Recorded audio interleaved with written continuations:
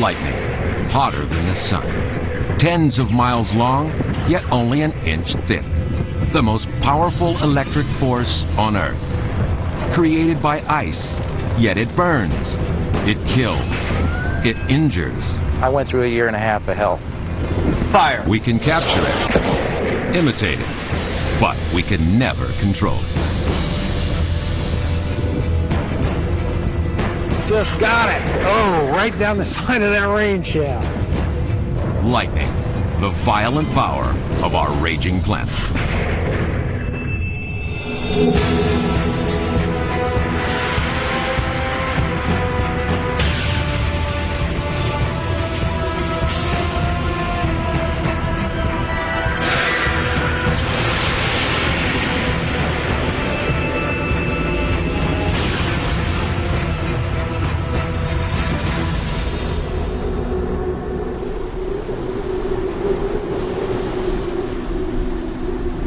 The beauty of the clouds, majestic, tranquil, deceptive. For inside this storm cloud, vast forces are at work. Simple ingredients, moisture, heat, ice, combine to create one of the most powerful phenomena on Earth.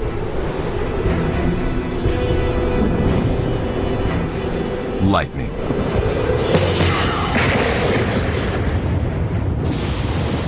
There are 10 million lightning bolts around the world each day, more than 100 every second. Each bolt is less than an inch thick and reaches miles across the sky. A stream of raw power, hotter than the surface of the sun.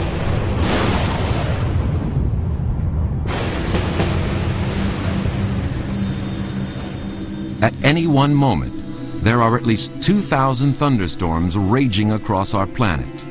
Lightning is all around us, a natural force of almost unbelievable power. Yet lightning is still a mystery to us, despite 200 years of research. We still have no answers to the most fundamental questions. What causes lightning? Where will it strike? And when?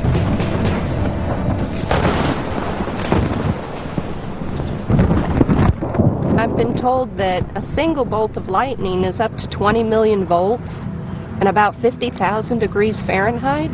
That's a lot of power. That's an awful lot of power, and I survived it. Lightning kills over 100 people in America every year and injures 500 more. Around the world, the death toll runs into thousands. And its victims are not always beneath a thunderstorm. Lightning can strike literally out of the blue.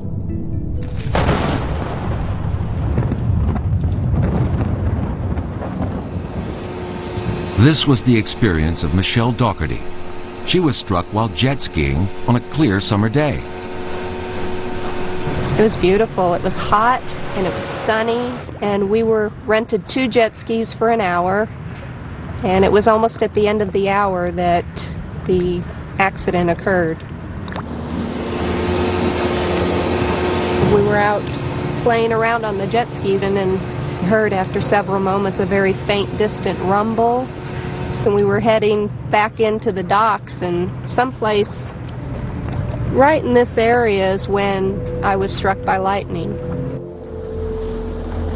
It was never overhead, it was back beyond the trees, and I believe I've been told it's what they call arc lightning, where it travels ahead of the thundercloud about 10 miles or so and travels horizontally and then makes its contact, and I and the jet ski were its targets.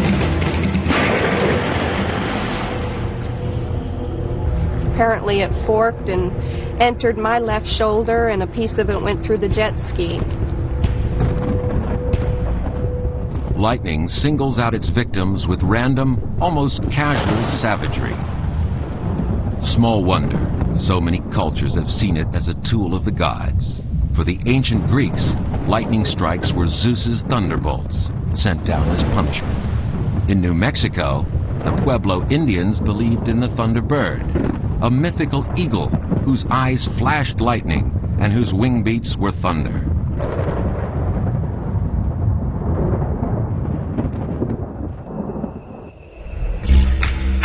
In northern Australia, the Aboriginal people have lived with lightning for thousands of years.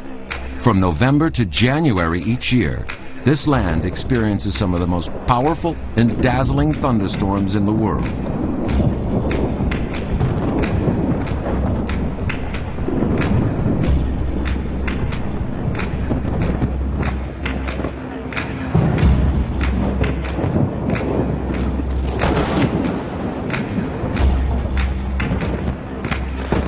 For the Aborigines, this was the work of the Lightning Brothers. They painted them on rocks throughout the region. These were warriors, tribal brothers who fought over a woman. As their stone axes clashed, the sparks became lightning.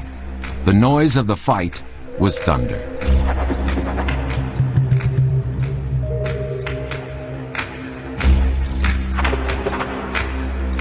In one story, the triumphant brother had children, rows of baby lightning flashes, waiting to be released.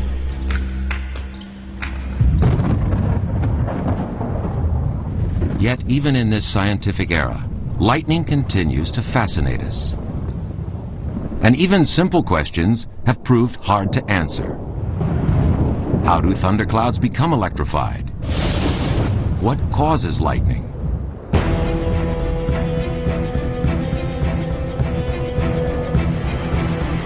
Thunderstorms are water and heat.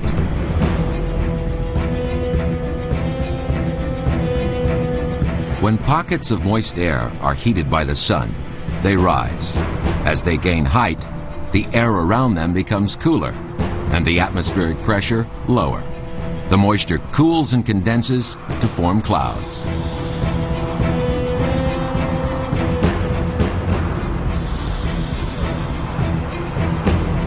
This process lies at the heart of all cloud formation. But to create lightning, it must go further. When conditions are right, with enough water and heat to drive the system on, the first small clouds grow and merge into larger ones, rising all the time. Some of the water drops become too large and heavy for the updraft of air to support them, and they fall as rain.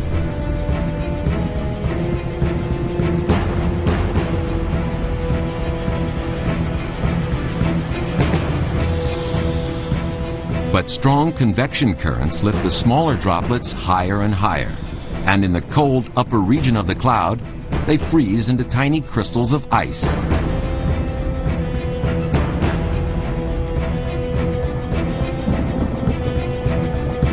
At the top of the cloud, as much as 12 miles high, they spread horizontally, forming the flat anvil shape of a typical thundercloud.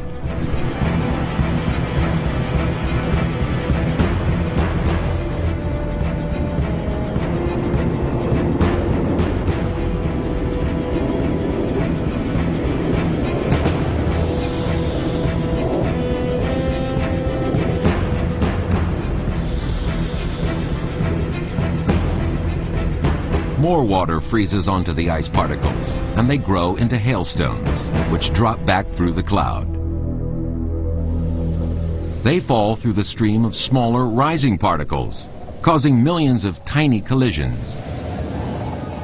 Each collision knocks electrons off the rising ice crystals, giving them a positive electrical charge, while the falling hailstones become negatively charged.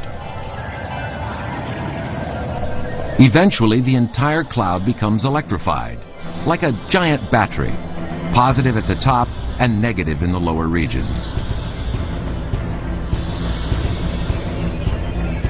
Something has to give.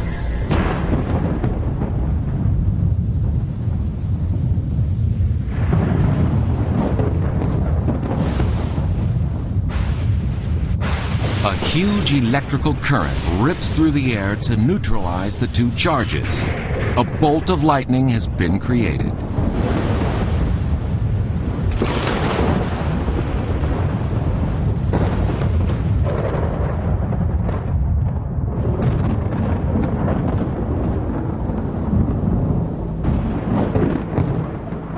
Lightning has lit up the skies since the world began.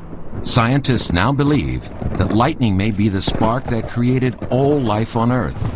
4 billion years ago, lightning bolts may have ignited chemical reactions in the primitive oceans to produce the first amino acids, the building blocks of life itself.